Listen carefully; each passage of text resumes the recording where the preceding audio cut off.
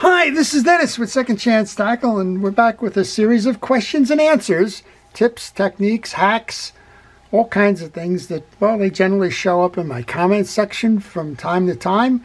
I gather enough of them that I get a critical mass, and then I try to do a video sharing that information with you so that, well, you can learn a little bit more about it, maybe get some access to some sources, whatever it is that seems to be on your mind. And, well, I try to answer them to the best that I can. That's the idea behind Second Chance Tackle, to share what I know with you so that you can learn how to do things, learn about fishing reel service and repair, the manufacturers who made the reels, all those kinds of things, the industry in general, and, well, tips and techniques to help you keep your reels serviced and ready to go fishing at a moment's notice. Well, today we've accumulated a group of questions, comments, and suggestions, and I want to share them with you. So the first thing we're going to look at is a suggestion that somebody had. It actually came in from Crazy Kev, and he said, you know, there's fishing reels out there that are older reels. I'm going to pick one. He mentioned Shakespeare's, but I'll pick this is a True Temper. It's an older reel, 1960s. And here's a Ocean City one, and they have aluminum spools on them. And, well, if you've seen these types of reels, if you've seen any reels that have had the aluminum spools on it, they're subject to pitting, they're subject to corrosion, and some of them actually just wear straight through because of the rot on them. And Crazy Kev says, you know, one of the things you might want to look at for a product, and I haven't seen this before, it's a product called Bondaseal, and it's a clear coat.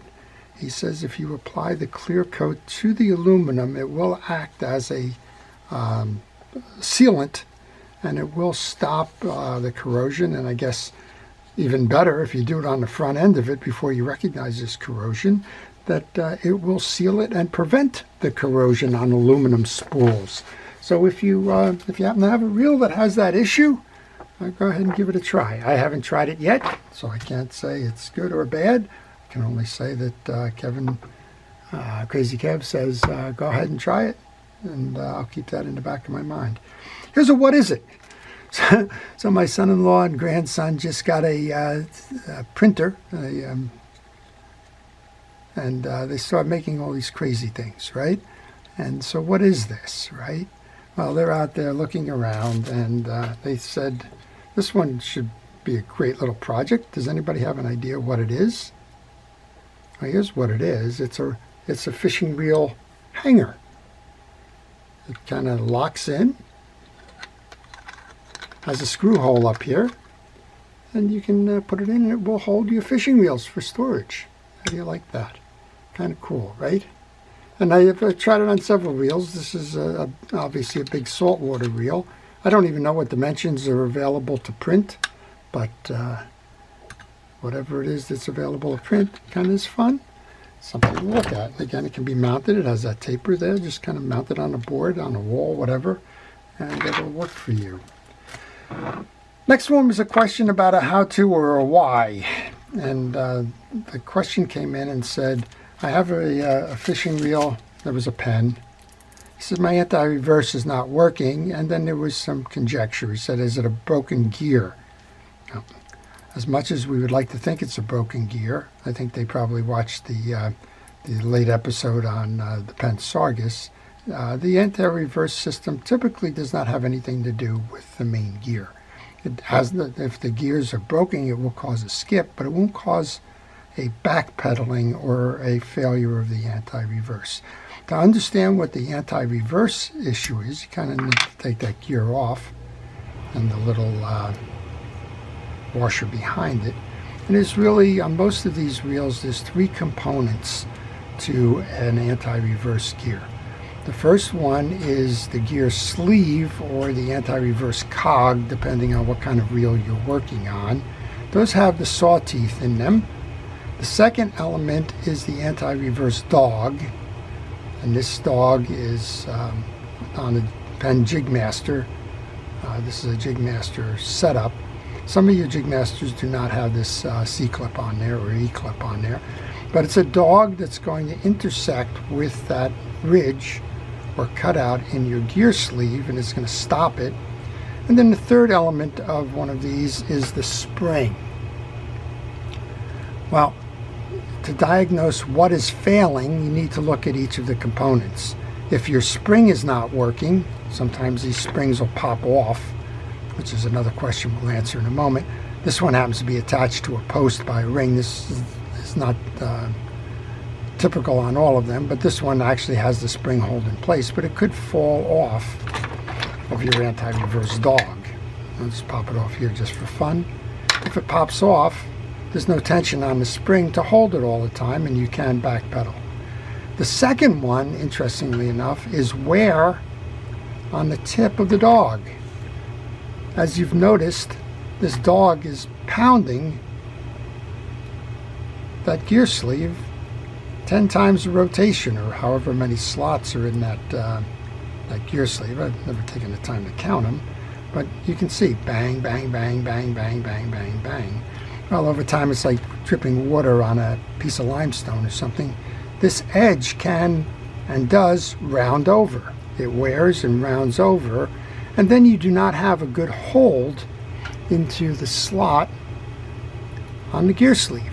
Well, if it's rounded this way, when it goes to stop it, it's just going to slip right through. You can imagine it's going to be, I'll try and set this up manually, it's going to be like this, right? And it's just going to slide back and allow that to kind of backpedal. So that's two. It's the spring, it's the nose, if you will, or the beak, or the end of that anti-reverse dog, whatever we want to call that. I'll just call it the end of the anti-reverse dog for now. And then the third one is this, because these are soft metals as well, and they are pounding. A lot of times, or occasionally, these teeth will wear.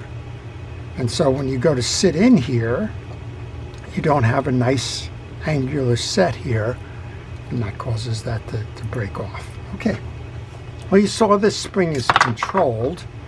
It's actually sitting on a little post here. That's all good news. Still didn't get that spring set properly, but do another video on that one someday.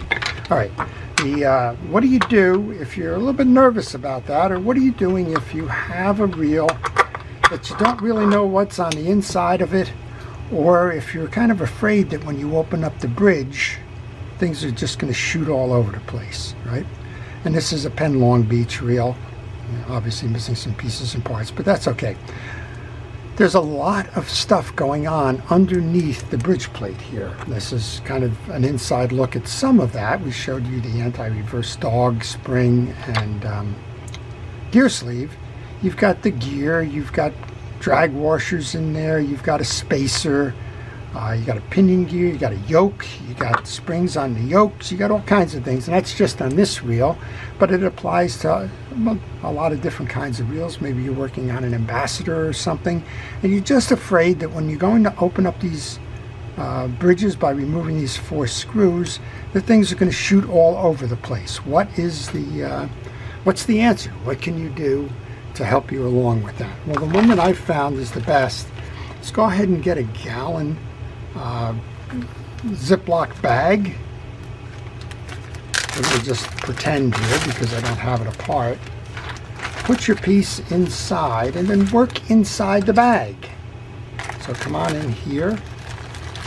Kind of keep it pointed away, if you will. Take the 4 screws out, seal the bag, and then push through on that lever to disconnect your back end of the bridge, and anything that's going to pop off is going to wind up in your bag, not on your bench, not out in space somewhere.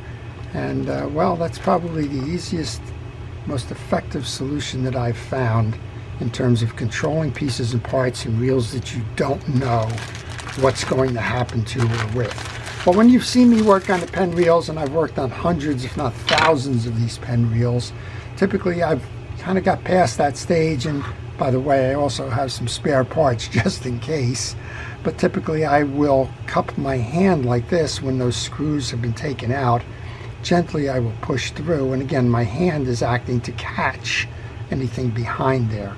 And what are you looking to catch? Well, the most frequent thing that's going to shoot is that little anti-reverse spring there. We call them flying ants, if you will, but don't be surprised if even if you're doing it this way, even if you know what you're looking for, that you may find it difficult to control that spring from time to time.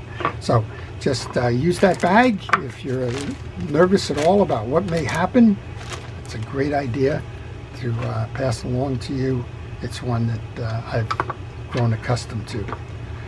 Okay, well, kind of some fun things, right? We've got a printer that now can be used to make rod and reel hangers. Tip on our controlling parts, a little bit of a descriptive on why an anti-reverse dog can fail. That's kind of what this is all designed about. A little hint here about using a sealant on your aluminum spools, Bonda-Seal. And well, I hope you've enjoyed that. That's kind of the idea behind these. We got another episode coming up. We'll share some more things with you, but I don't want to make these too long. I just want to make these long enough that we can share a few things and then we can move on. Well, before I leave, I want to thank our first responders, our police, fire, safety, rescue, everybody involved in keeping us out of harm's way. Appreciate what it is that you do day in and day out to keep us safe and out of harm's way. Also want to thank all of the viewers, the ones that suggest some alternatives here, some fun things to learn about, and some tips and techniques to pass along to you. This is Dennis with Second Chance Tackle, wishing everybody a great day. Thanks for watching.